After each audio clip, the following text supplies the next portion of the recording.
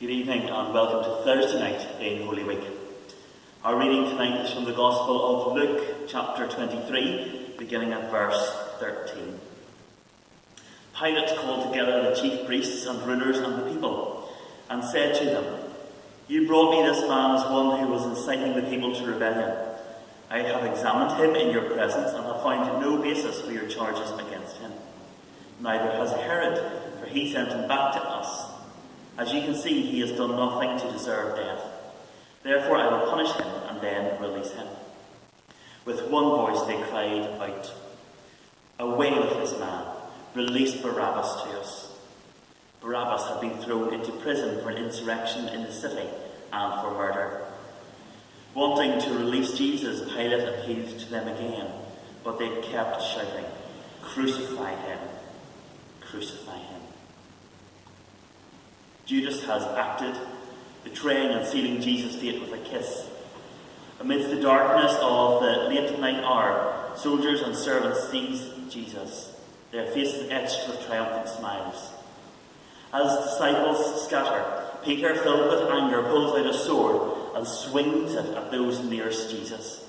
He claims an ear and feels the stinging rebuke of his master. The leaders' show of force has worked. Jesus is finally in their hands. Having waited years for this moment, they will not let him slip away as he had before. Firmly in their grasp, they take Jesus back through the garden to the house of Annas, a former high priest, to begin their first of 6 trials he will face. The trials get quickly underway. They have to be carried out so as to ensure a damning verdict by daybreak.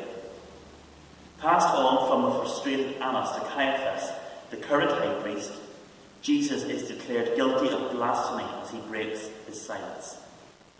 His face streaked with blood, he is sentenced to death.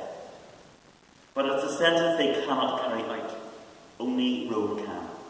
And so Jesus must have an audience with Pilate, the Roman governor of Judea, to decide his fate. Yet Pilate finds no guilt in Jesus, nor Herod Antipas either. None of this serves to satisfy the religious council's deathly agenda as Jesus' 6th and final trial begins. Pilate wants to punish and release Jesus as the Passover pardoned prisoner, but the crowd want Barabbas released back to them instead. He tries another move, flogging and humiliating Jesus, but they want his body broken and blood shed on the cross, because he claimed to be the Son of God. One more time, Pilate weakly tries to release Jesus, and one final time the leaders stand in his way. "If you let this man go, you are no friend of Caesar." They have Pilate where they want him, cornered. He cannot argue. And there we have it.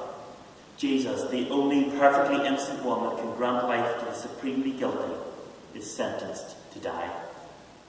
Not out of Pilate's decision, or the religious leaders' scheming, or even the crowd's frenzied screaming, but ultimately out of Jesus' own authority and willingness to lay his life down for you and me. It was always his decision. This was always God's will. We are about to witness the most powerful demonstration of God's love in action. The Collect for today, Monday, Thursday. God our Father, you have invited us to share in the supper which your Son gave to his church, to proclaim his death until he comes.